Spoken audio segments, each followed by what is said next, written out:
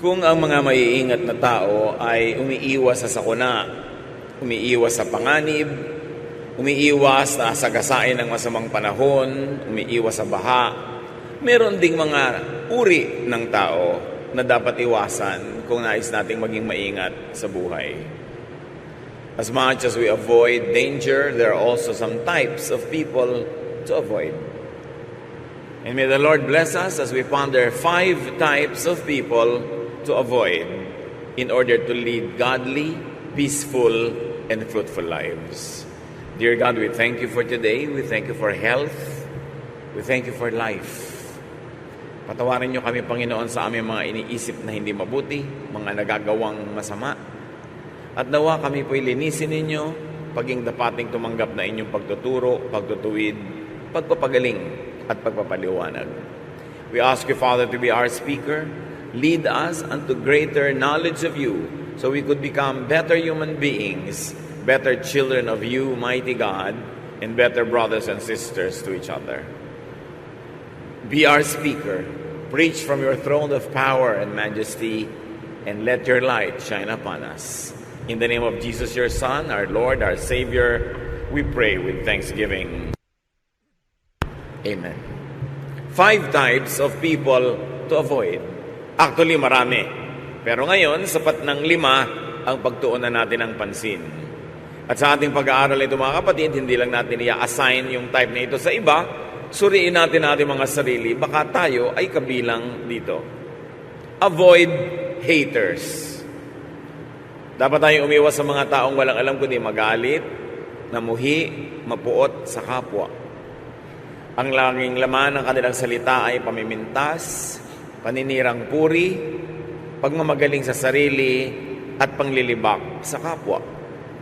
God loves. And because of that, we should avoid haters. Haters are the opposite of God. Jesus' main teaching is love. Huwag natin kakalimutan at huwag tayong malilito kung ano talaga ang pangunahing katuruan ng Panginoon, ito ay pag-ibig. Sa katunayan, nung tinanong siya kung anong pinakamahalagang kautusan, sabi niya, love God and love others. Wala nang hihigit pa sa mga kautusan na ito. Meanwhile, haters negate God's will. Kinokontra ng mga salita, kilos at katuruan ng mga haters ang mga katuruan ng Panginoon. So avoid haters. John 10:10, a thief, or maybe we can use substitution and substitute the word hater. A hater comes only to rob, kill, and destroy. I came so that everyone would have life and have it in its fullest, Jesus says. Ang mga taong mahilig mamuhi ay hindi kontentong namumuhi sila. Gusto nilang ihawa ang lahat ng pwede nilang ihawa, idamay ang mga pwedeng idamay. Ang mga galit nila sa mundo, sama ng loob, sa mga naipong mga suliranin at kabiguan ng kanilang buhay, ay nais silang iganti, ibunton kahit kanino na lang. At kung maaari na tayo ma-impluwensya nila na laging magalit din, mamuhi, gagawin nila yon. Pero oras na nakinig tayo sa mga haters at nagpadala sa kanila, mananakawan tayo ng buhay, ng kaligayahan, kapayapaan, at magiging tulad nila tayo. 1 Peter 5:8, be on your guard and stay awake. Your enemy, the devil, which you may also use the word hater, is like a roaring lion, sneaking around to find someone to attack, to influence, to infect. Walang ginagawa ang ating spiritual enemy kundi maghanap ng pagkakataon na tayo ay kanyang sirain, o kaya ay mas mainam kung tayo ay pwede niya maging kasangkapan para manira ng kapwa.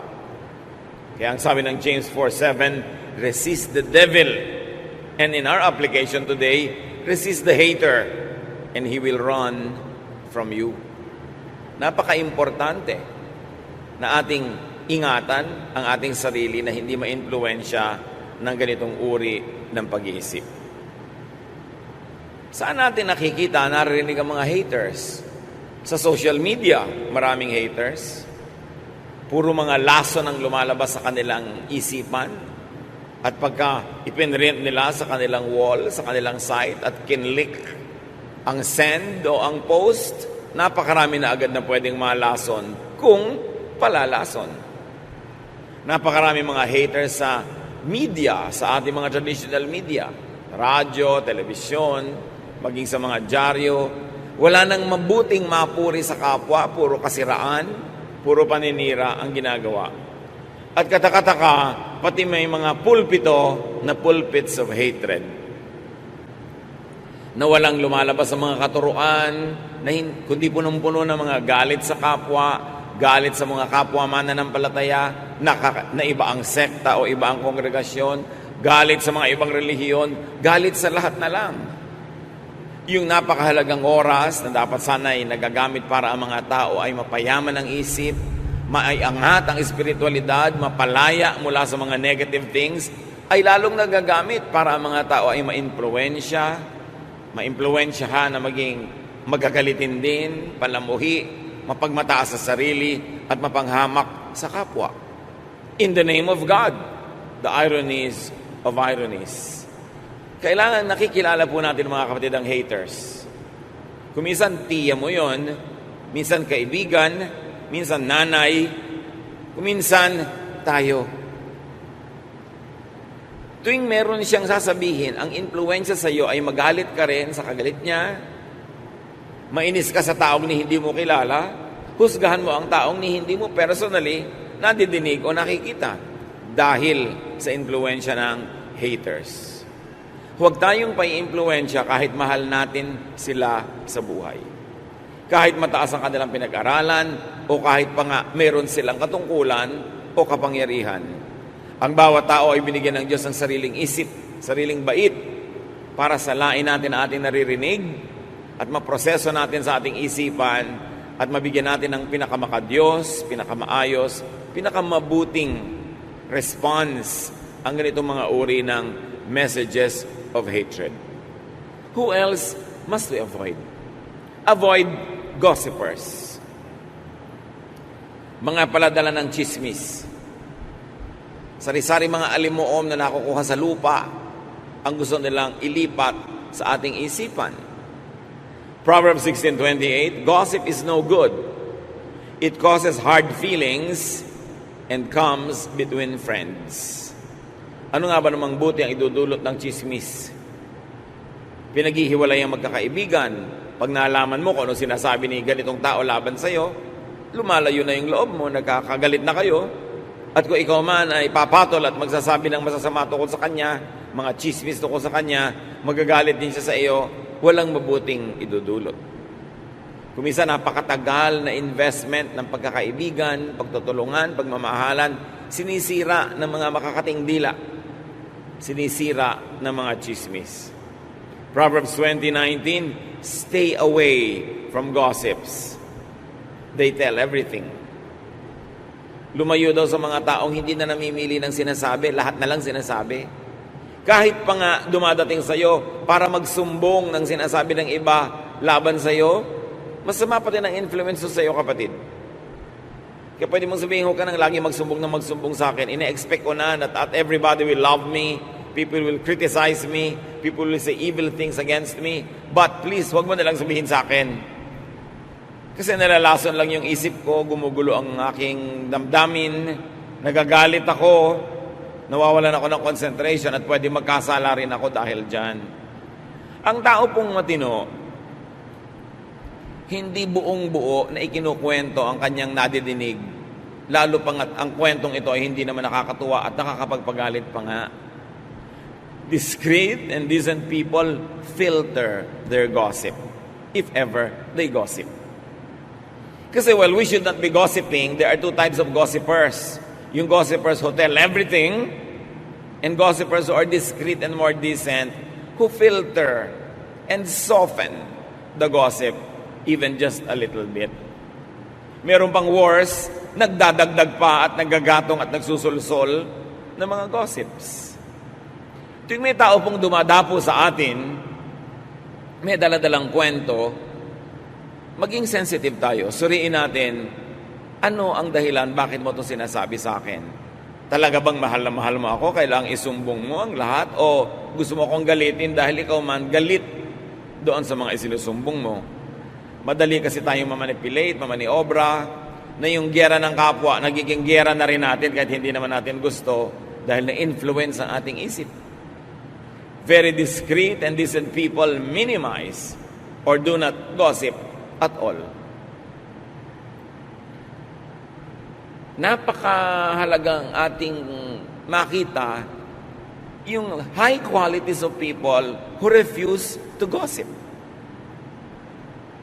Ang daming nasasagap natin sa hangin ng mga kung ano-anong balita, pero para laging ulit-ulitin natin yun sa kapwa. Lalo't gumagamit ka ng social media, gumagamit ka ng computer, internet, ng text. Kuminsan irresponsible. Kuminsan mga gossip na wala namang verification. Yung mga, naku, lilindol daw ng intensity 12 sa Metro Manila bukas. Ikakalat mo agad. Nag-research ka na ba? Totoo ba? Sinong may sabi? Nagsasabog ka agad ng takot at panakot sa tao. Hindi mo naman na-verify. Huwag kayong forward ng mga bagay na nakakatakot na hindi nyo naman verified. Kasi nakakagulo sa isip ng kapwa. Nakakanerbiyos. Kaya tuwing may nagpapass on yan at nagtatanong, meron daw po dito na lindol na darating next week. So, hindi na pe-predict ang lindol. Ilang beses na ba kayong kailangan mag-aral from volcanologists? Typhoon, yes. Storms, yes. Pero lindol, hindi na pe-predict. Kaya pag may nagpe-predict niyan, tulad yung nagpe-predict na darating si Jesus sa ganong petsa, huwag kayong maniwala. Kasi sabi sa Bible, walang nakakaalam kung kailan mangyayari ang ganong bagay. Bakit pinapayagan nating magulo pa tayo ng mga bagay na hindi naman dapat nakakagulo kung nag-iisip lang tayo ng konti? Tapos hindi mo na iniisip, pass ka ng pass, forward ka ng forward. Lason pa lang ipinapadala mo sa kapwa. Psalm 101 verse 5, anyone who spreads gossip will be silenced, and no one who is conceited will be my friend, God says. In His majestic ways, God will silence gossipers. Hindi natin laging alam kung paano patatahimikin ng Diyos at ititikom niya ang bibig ng mga mahilig magchismis. Pero meron tayong sariling alam na paraan para paano mapapatahimik ang gossipers? By avoiding them. By refusing to listen to them. And even more, by refusing to repeat to others what they tell us. Kailangan tanggihan mong pakinggan ang chismis. Kung tumatanggi ka na tambakan ng kapitbahay mo ng basura ang iyong bakuran, trash yun eh. Dapat tumanggi ka na tambakan ng kapwa mo ang iyong tenga ng basura. Alam niyo po ba ang tenga napakalapit sa utak? Ang lapit.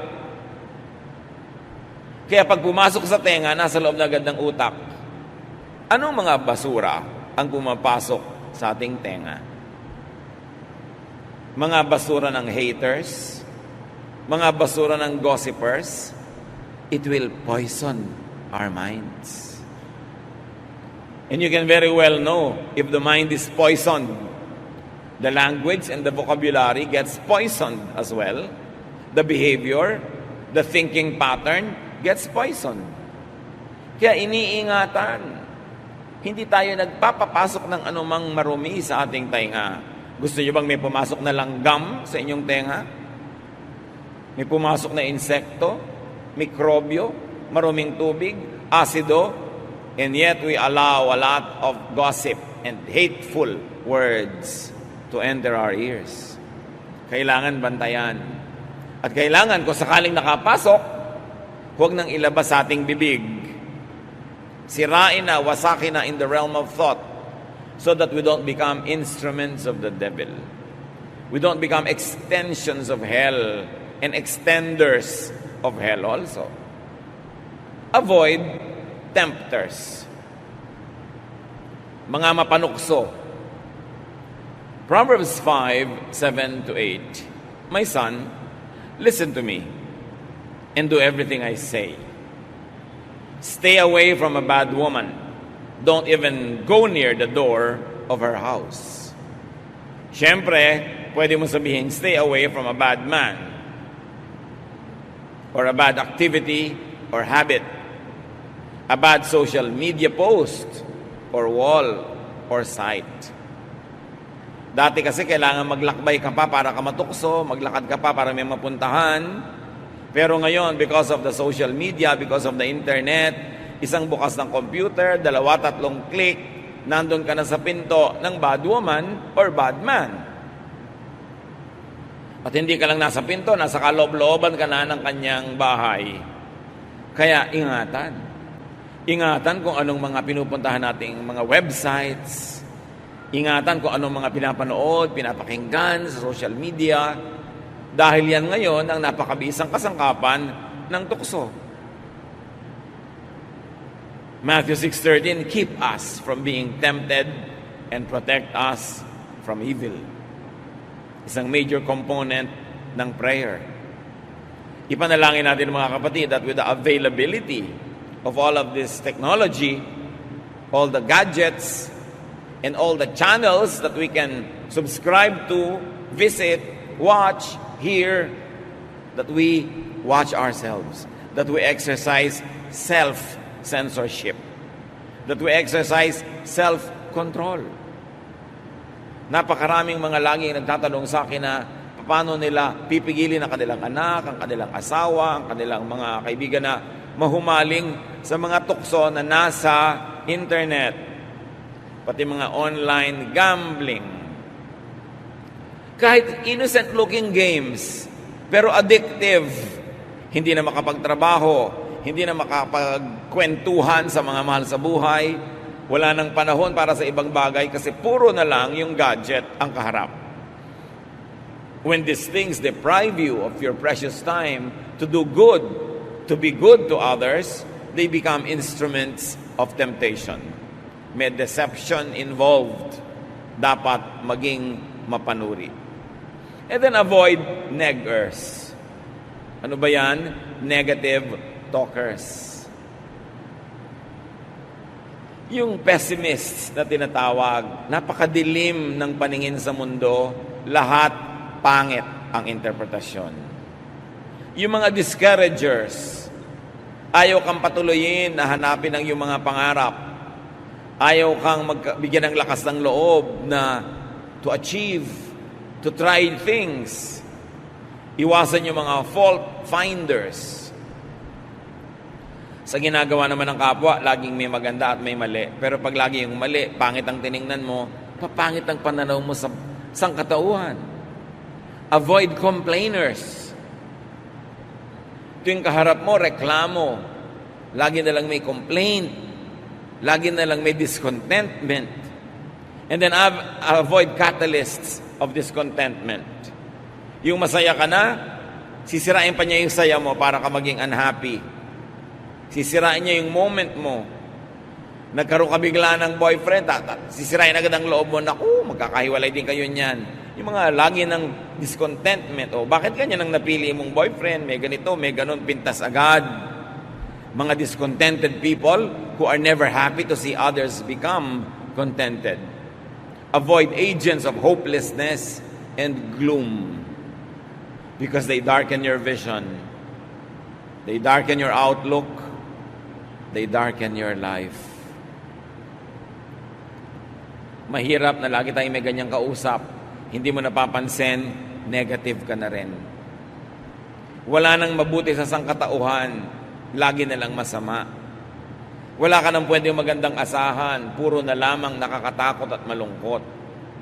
Ang sabi sa 1 Thessalonians 5:11, you must encourage and help each other.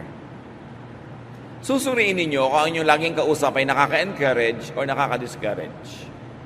Siyempre, ang matalino at concerned friend, kung minsan, i-discourage ka based on facts, based on experience, and based on a generally wise disposition.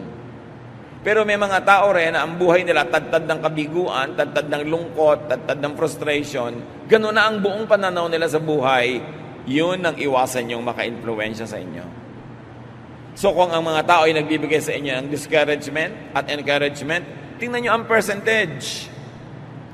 If most of what you get from people is discouragement, these are the types of people you should avoid. Iwasan nyo rin naman yung 100% tulak ng tulak sa inyo at sulsol ng sulsol na encourage kayo gawin kahit anong gusto nyo. Kasi hindi rin nag-iisip yun. So dapat mga 85%, 85% nang i-encourage. In mga 15, 20, dinidiscourage ka, na may point naman, then pwedeng pagtiwalaan ang payo ng ganung mga tao. Matthew 17:20.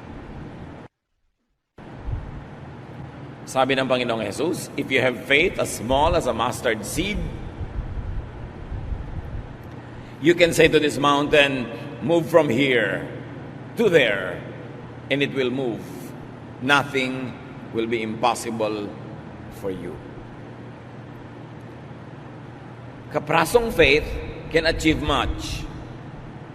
Huwag kayong papayag na inyong faith, inyong pag-asa, yung inyong energy, tanggalin ng mga negative thinkers. Huwag kayong pumayag na inyong pananalig, tanggalin ng mga walang pananalig. Na ang inyong pananampalataya ay pahinain ng mga ayaw manampalataya. Kasi ang pananampalataya, kayamanan.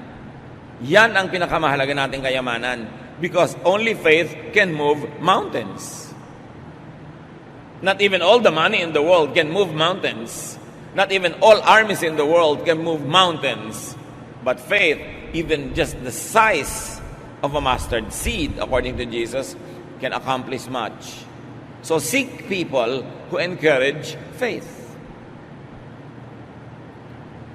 Makibarkada kayo, makipag-usap, makigrupo sa mga taong nagpapalakas sa inyong pananampalataya, hindi doon sa nagpapahina. Makinig kayo doon sa nagpapainit ng inyong paglapit sa Diyos kaysa doon sa mga nagpapalamig. Makinig tayo doon sa nagbibigay sa atin ng pag-asa, hindi ng takot. Dahil ang taong natatakot, lalong natutupad yung kinakatakutan niya. Seek people who encourage faith because they empower you. Seek people who empower, not those who weaken you, not those who weaken your resolve, not those who blind you with their bitterness, not those who will discourage you from loving, from believing, from hoping. These are the people who will set you back. They are not happy being set back themselves, magdadamay at magdadamay sila. Avoid people who negate faith, who weaken you. Yung gustong sirain yung pananalig mo, wala naman siyang ipapalit na superior. Gustong sirain ang pag-asa mo, wala naman siyang ibinibigay sa ibang pag-asa. Yung gustong pigilin ka sa ginagawa mo, wala naman silang ibinibigay na alternative na pwedeng gawin na mas mabuti. Na pag nakinig ka sa kanila, you will just stop in your tracks and drop dead. Wala namang ibang ipinapalit. Makinig sa mga taong may bagong ideya. Kung yung ideya, sound, maganda, nakakapagpalaya, nakakapagpayaman ng isip, nakakapagpabait, maganda yon. Pero yung pinipigil ka sa pananalig mo, pinipigil ka sa inaasahan mo, wala namang ipinapalit na maganda, anong ipapalit niya? Vacuum, emptiness, bitterness. Be careful. And avoid naggers. Yung mga yakiti-yakit na walang tigil ang bunganga, daldal ng daldal. Hindi naman lahat ng nagger ibig sabihin lang pinapagalitan ka o sinisita ka. May mga nagger na walang tigil lang kadadaldal. Parang makina mga bibig. Nakakapagod kasama. Meron ba kayong kilalang ganon? Nakakatakot makasabay mag-lunch dahil talagang pagod na pagod ka. Daig mo pa ang nagbuhat ng cross sa Kalbaryo dahil wala kang ginawa kundi makinig sa kanyang non-stop talking, walang koma, walang period, hindi ka makasingit. May kilala kayong ganon?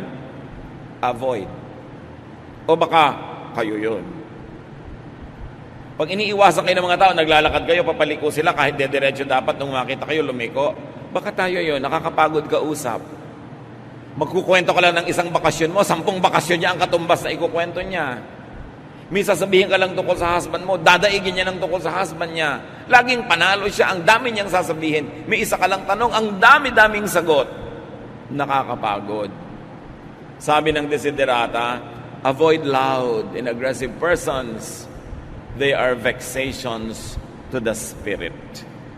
Nakakaligalig, nakakalito, nakakagulo ng espiritu ang sobrang madaldal. Proverbs 27:15, the steady dripping of rain and the nagging of a wife are one and the same. Siyempre, male point of view yan kasi male yung sumulat. A female can also say that a steady dripping of rain and a nagging husband are one and the same. Because there are nagging husbands. Just in case wala pa kayo nababalitaan, meron. Kung may mga nagger na babae, may mga nagger ding lalaki, nakakapagod din in the same way. Proverbs 21:9, it is better to stay outside on the roof of your house than to live inside with a nagging wife or husband. Ang mga roof kasi sa Middle East, flat. Pwede kang tumira, hindi ka mahuhulog, hindi katulad ng mga roof natin. So sabi, mabuti pa doon ka na lang tumira sa bubong, kahit maginaw o mainit, kasi nasa loob ka nga ng bahay, ang kasama mo ng mga asawa, walang tigil ang bunganga. Nakakapagod, nakakarindi. No? Proverbs 21:19, it is better out in the desert, o mas malayo na to, than at home with a nagging, complaining wife or husband. Lagi lang nilalagyan ng kabilang kasarian kasi universal naman ito para sa lahat ng tao. Or a nagging mother, or a nagging friend, or companion. Minsan, naglalakbay ako nung araw pa, estudyante pa ako, I was traveling, and I had the misfortune of sitting next to a couple na yung wife walang tigil ang yakiti-yakitak. Dumating ang kape na isinerve ng stewardess, yakiti-yakitak siya. Kahit ano, hanggang bumaba ka na, may reklamo siya sa airport, man, everywhere. Nakasabay ko pa sa barko. Kasi naglalakbay ka nga, may lipad. Sila na naman. Kasunod ko pa sa pila. Nangyari pa, nakapila ako, may biglang umuna sa akin na nagmamadaling nanay. For whatever reason, na may bitbit na bata at mga bag ng mga gatas. Sabi ba naman ng babaeng nagger na nasa likod ko, hindi na ako yung asawa niya, ha? Stranger na nga ako. Kinalabit pa ako, sabi niya, papayag ka na umuna siya sa'yo? In English, syempre. Sabi ko, it doesn't matter. Takang-taka siya. Ninanag niya yung husband niya tungkol sa akin. Sabi niya, huwag ka tutulad sa kanya, huwag kang papayag. Pag sa'yo may umuna, huwag ka... Hindi na nga inunahan, nagnanag pa rin. May ganong tao. Ang tanong, baka tayo yon. Walang tigil ng kapupuna dito, rereklamo doon. So what to do in life? How to live? Ang iksi-iksi ng buhay, pupunuin mo pa ng mga negative. Sayang naman ang time. Psalm 90:12, teach us to use wisely all the time we have.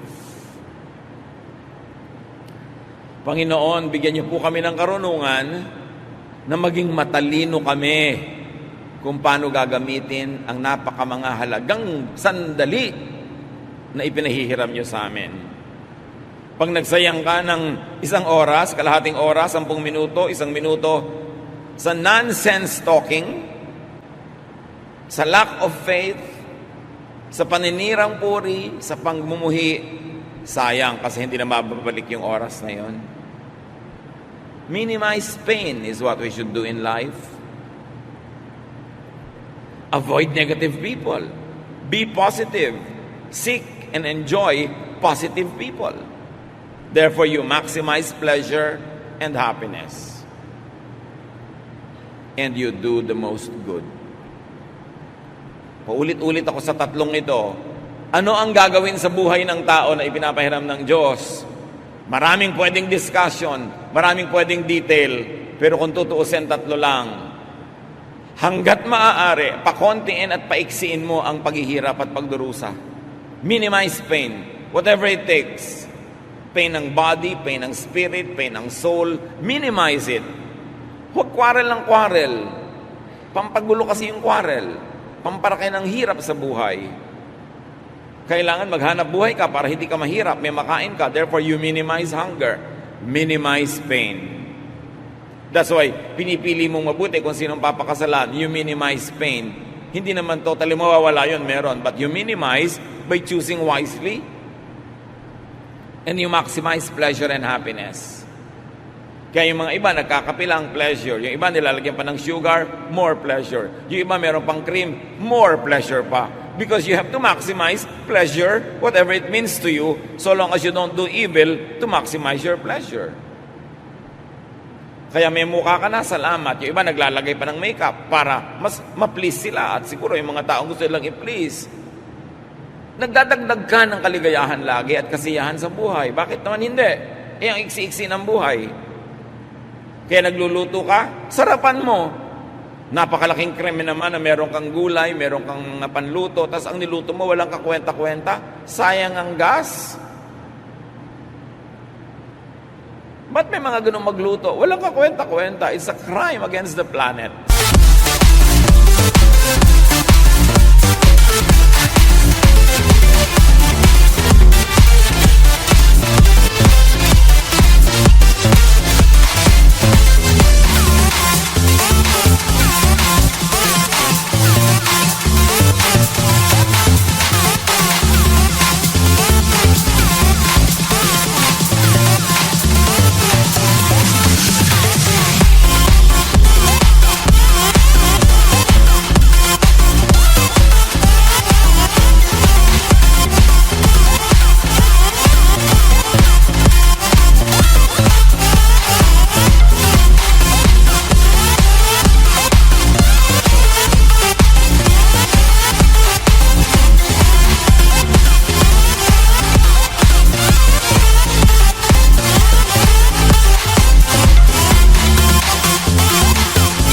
Sinayang mo yung mga ingredients. You maximize pleasure and happiness. That's why may bahay ka, pwede na, pero pinipintahan mo pa. At hindi basta pinta, yung gusto mong kulay. Because you're maximizing pleasure. And then you do the most good to balance everything. Because when you only minimize pain and maximize pleasure, but don't do the most good, you will become selfish. And you will become evil to other people. So you do the most good. Tatlong bagay lang ang buhay. Pag ginawa mo yan, ikaliligaya ng Diyos ang ipinahiram niyang buhay sa iyo at baka bigyan ka pa ng extension. But avoid haters, gossipers, tempters, mga negative talkers and naggers, because they will minimize your pleasure and happiness. They will maximize your pain, and they will disable you from doing the maximum good. Better be aware of bad influencers and vexations. Be aware of haters, gossipers, tempters, negative talkers, and naggers, and pray for them. Why? Because you do the maximum good. Pray for them. You don't only avoid them, you pray for them, so that they might be blessed enough to become positive in their outlook. Alam niyo yung mga taong negative, biktima lang kasi yan ng buhay. Kung tutuusin, lahat naman tayo nabibiktima ng buhay. Pero yung iba, ang sagot nila sa lahat ng hirap, kabiguan, negative attitude. Nadadagdagan tuloy ang hirap nila. Tapos na nga yung nangyaring hindi maganda, because of their bad attitude, nagpapaulit-ulit pa yun sa kanilang memory, at nire-replay nila sa actual na buhay, ang namamaximize yung pain, ang nami-minimize yung pleasure. Pray for them, that they might be blessed enough to graduate from their bitterness. Pray for them that they will have the wisdom to see that their bitterness and negative ways won't make them happy. Pray for them so that when they realize these things and they begin to have wisdom, they will change their mind and they will change their ways. And if you could, carefully and studiously try to be a positive influence on them. Pag may mga nagger, may mga negative talkers, pag may mga bitter people, discouragers, tuwing mga panahon na hindi nyo maiiwasang sila ay makasalamuha, makasama, makausap, tiyakin nyo mga kapatid na kayo ang nakaka-influensya sa kanya ng positive at hindi kayo ang nai-influensya ng negative. Gawin nyo siyang mission-filled. Make a firm resolve, especially if these people are close to you, that you will become an instrument of God to bless the person so that the person could be lifted up out of negative situations and negative thinking, and they could become positive. But avoid being them or being like them. Madalas naman, nagiging tulad tayo ng mga negative, hindi naman natin napapansin at alam. Wala tayong consent. Nadadala lang tayo sa dalas nating kausap. And because we don't put safeguards in our ears and in our eyes, we could get influenced by poisonous people. Avoid being a hater.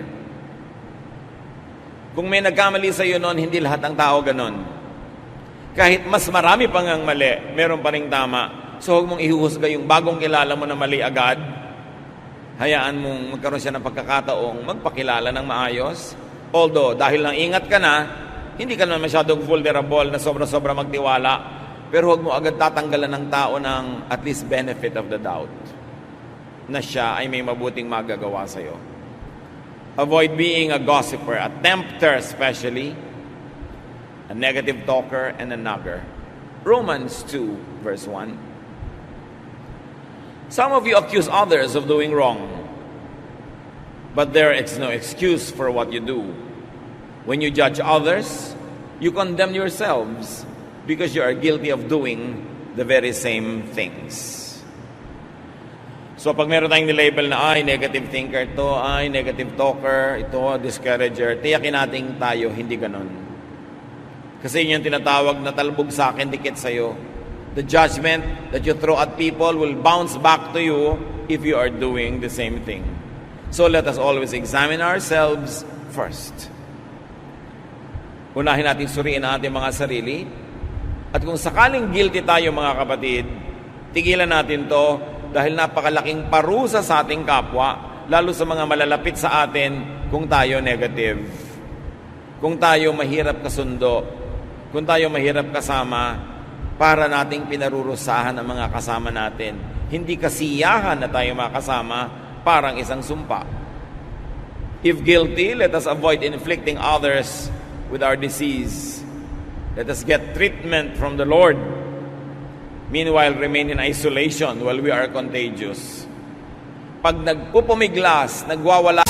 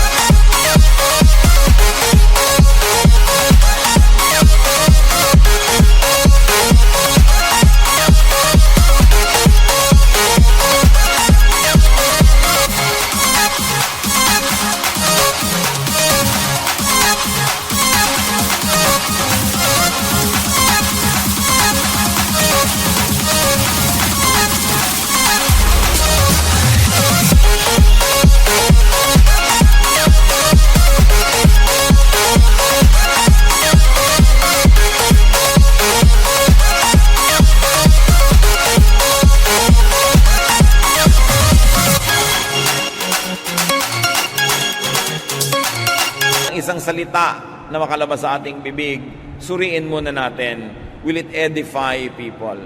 Makakabuti ba sa makakarinig? Makakabuti ba doon sa pinag-uusapan? Makakabuti ba sa inyong sariling puso at relasyon sa Diyos? At pag hindi, wasakin ang salitang ito at huwag itong payagang mabuo at lumabas pa sa ating bibig. And very, very importantly, choose your company ever very carefully. Because bad company ruins our morals.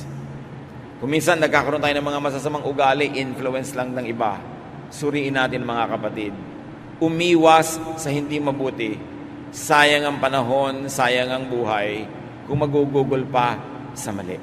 Panginoon, ituro niyo sa amin ang tamang daan, maging sa maliliit na mga detalye ng buhay na pang-araw-araw, maging sa mga bagay na hindi naman theologically big, pero may kinalaman sa aming kasiyahan, kaligayahan, kapayapaan, at maging sa kasiyahan, kaligayahan at kapayapaan ng aming kapwa.